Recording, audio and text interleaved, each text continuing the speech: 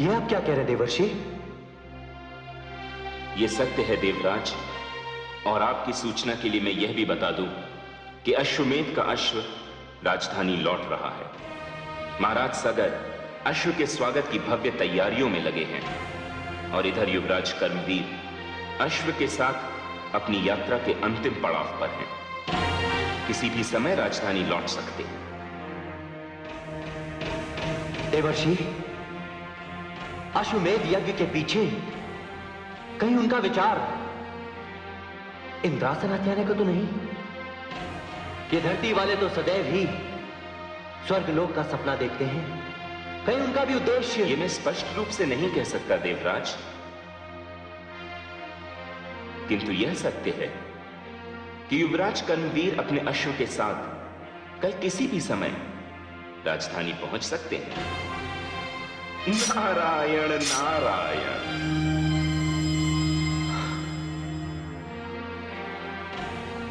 नहीं नहीं देवर्षि, मैं ये यज्ञ संपन्न नहीं होने दूंगा।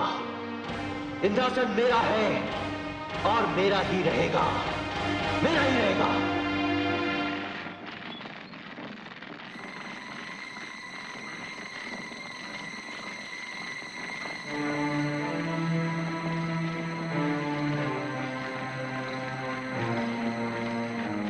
हम प्रातः सूर्योदय होते ही राजधानी की ओर प्रस्थान करेंगे। इस अश्व की रक्षा का दायित्व मैं तुम्हें सौंपता हूँ। सावधान। जो आज्ञा महाराज।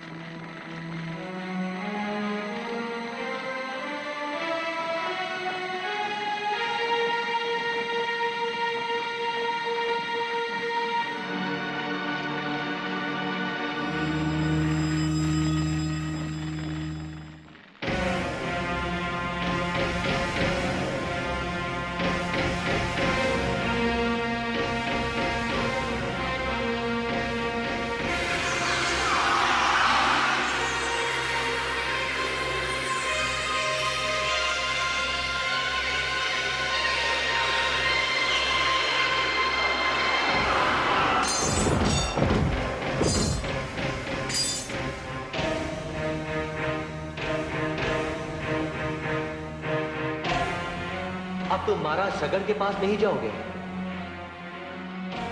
मेरे साथ चलोगे। आओ।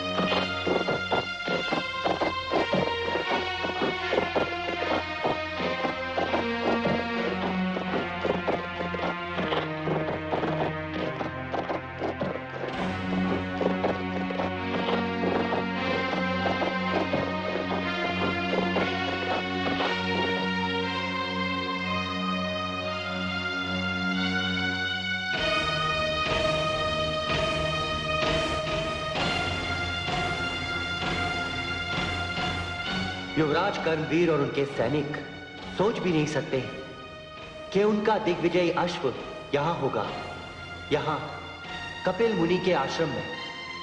कितनी दूर है उनके शिविर से यह आश्रम, और यदि वे संयोगवश यहां पहुंच भी गए तो उसका परिणाम सुखद नहीं होगा।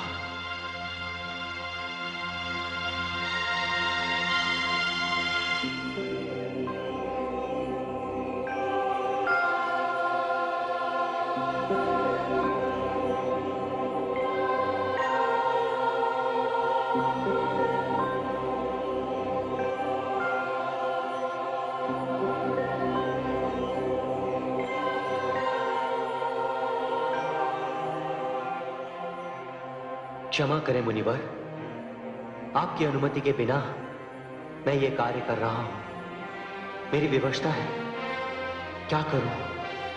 मुझे क्षमा कर दीजिए।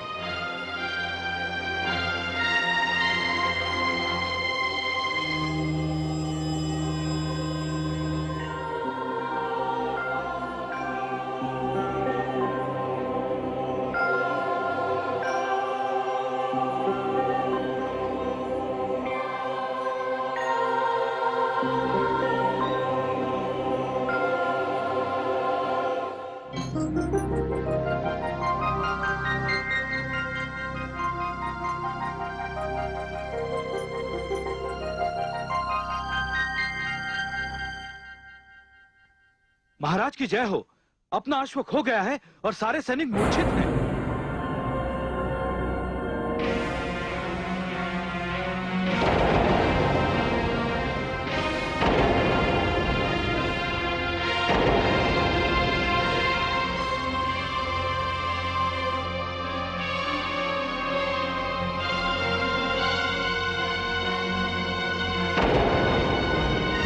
किसका दुस्साहस है ये? कौन है वो जिसे अपने प्राण प्रिय नहीं है? हम सब भाई धरती के एक छोर से दूसरे छोर तक ढूंढेंगे और अश्व के चोर का पता लगाएंगे। जाओ, चारों दिशाओं में फैल जाओ। जो आज्ञा।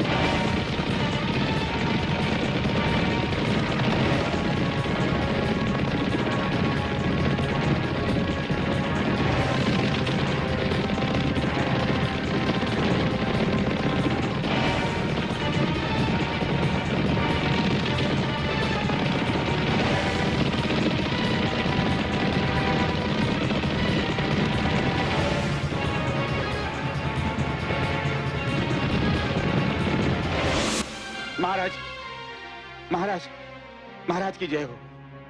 अब क्या समाचार लाए हैं महामंत्री जी? बड़ा ही अशुभ समाचार है महाराज।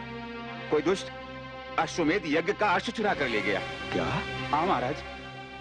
यह क्या कह रहे हैं महामंत्री जी? भला भला ये कैसे संभव है? महाराज, ये अनर्थ रात के अंधेरे में हुआ, किंतु आप चिंता न करें। आपके 60,000 पुत्र अश्व की खोज में निकल पड़े हैं। मुझे पूर्ण विश्वास है कि वो अश्व को ढूंढ निकालेंगे। महामंत्री जी, मैं अपने पुत्रों के स्वभाव से भली भांति परिचित हूं। मुझे तो इस बात की चिंता हो रही है कि कहीं मेरे पुत्र कोई अनर्थ न कर बैठे।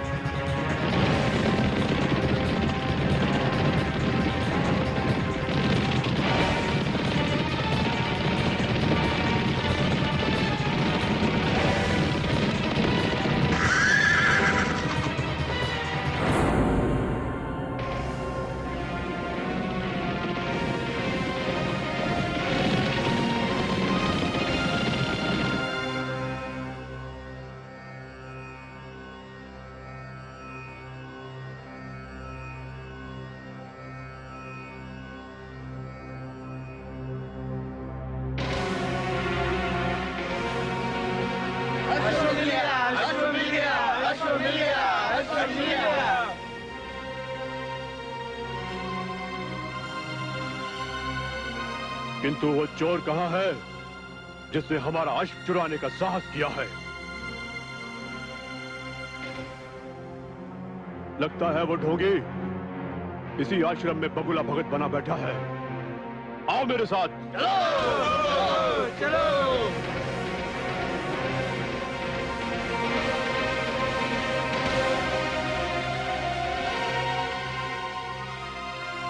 नेत्र खोल ढोंगी, हमने तेरी चोरी पकड़ ली है।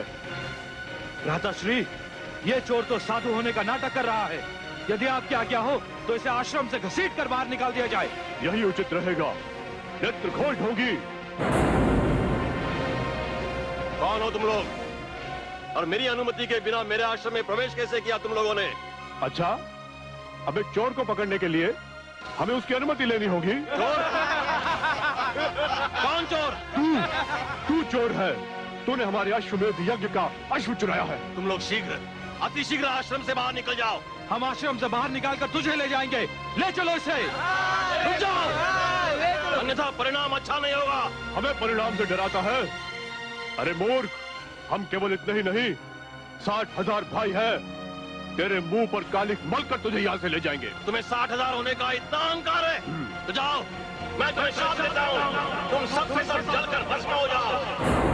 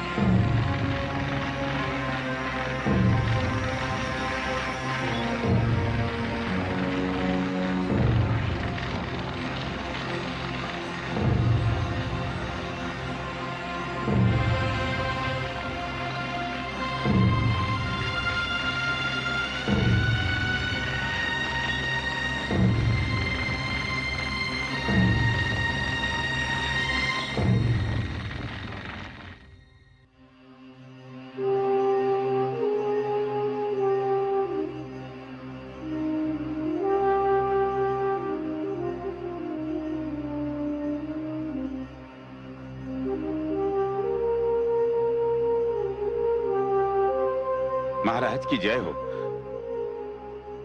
महामंत्री जी, कुछ पता चला अश्व का?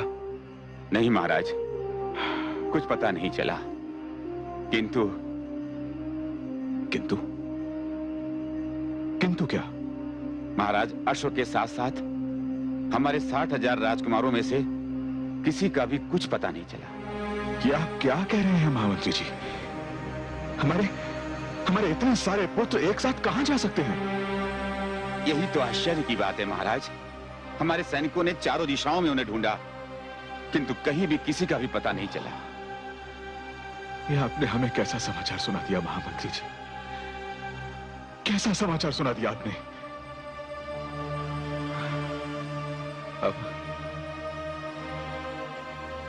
अब मैं क्या करूं?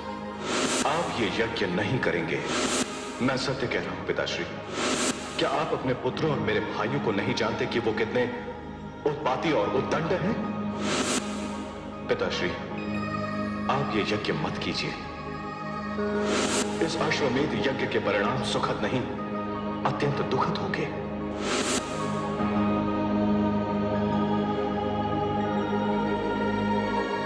महाराज, कहां जा रहे हैं महाराज आप? मैं अपने पुत्र असमंजस के पास जा रहा हूं महामंत्री जी।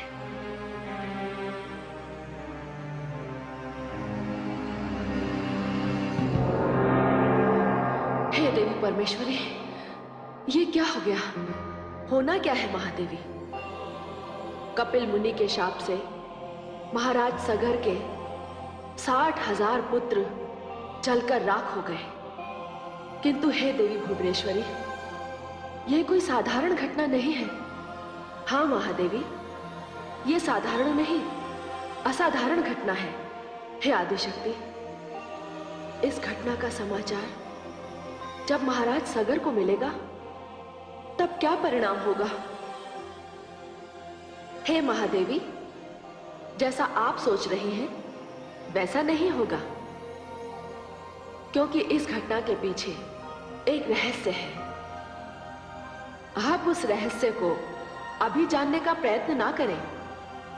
अभी तो आप ये देखिए कि महाराज सगर अपने पुत्र असमंजस से मिलने तपोवन जा रहे हैं।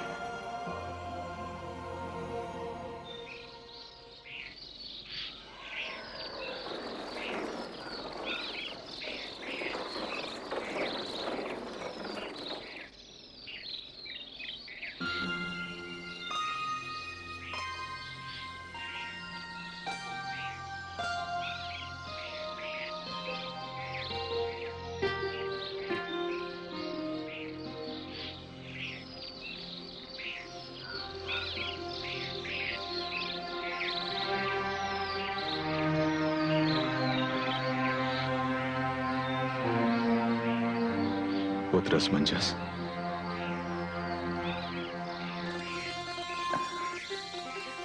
पिताश्री आप?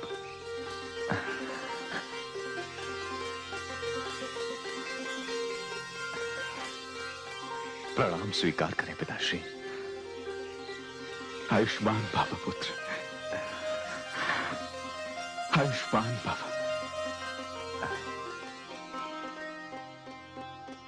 क्या बात है पिताश्री? आज मैं तुमसे क्षमा मांगने आया हूं पुत्र। पिताश्री, आज मैं तुमसे केवल यही कहने आया हूं कि उस दिन मुझसे भूल हुई थी, मैं भ्रम में था पुत्र। पर हुआ क्या पिताश्री? पुत्र, मैंने देवर्षि नारद के कहने पर अश्वमेध यज्ञ का आयोजन किया, इस अभिमान के साथ कि मेरे 60,000 पुत्र यदि चारों दिशाओं में चले गए तो भी अश्व सकुशल लौट आएगा। किंतु ये मेरा भ्रम था पुत्र, ऐसा कुछ नहीं हुआ। ये आप क्या कह रहे हैं पिताश्री? हाँ पुत्र, इस समय ना तो अश्व का कहीं कुछ पता है और ना ही तुम्हारे भाइयों का। किंतु पिताश्री, वे सब के सब जा कहां सकते हैं? यही तो मेरी समझ में भी नहीं आ रहा है पुत्र। पुत्र, उस दिन तुमने कहा था कि ये अश्वमेध यज्ञ मेरे लिए सुखद नहीं, अत्यंत दुखद होगा। यदि उस दिन मैंने तुम्हारी बात मान ली होती पुत्र, तो आज मुझे यह दिन न देखना पड़ता। पुत्र, अब तुम्हारे अतिरिक्त मेरा और कोई नहीं है। एक दुखी, विवश और असहाय पिता अपने पुत्र से सहायता मांगने आया है। मेरी सहायता करो पुत्र, मेरी सहायता करो। पुत्र, यदि इस समय तुमने मेरी सहायता नहीं की तो मैं अपने प्राण त्याग दूंगा। नहीं पिताश्री, नहीं नहीं, अभी आपका यह पुत्र जीवित है पिताश्री। आपकी चिंता मेरी चिंता है पिताश्री। मैं जाकर ढूंढूंगा अपने भाइयों को और मैं वापस लाऊंगा उन्हें, और साथ ही उस अश्व को भी। पुत्र असमंजस। हाँ पिताश्री, हाँ पिताश्री, आप निश्चिंत होकर राजमहल की ओर प्रस्थान करें। अब ये उत्तरदायित्व मेरा है, केवल मेरा। पिताश्री। पुत्र, प्रणाम। आयुष्मान भव पुत्र, आयुष्मान भव।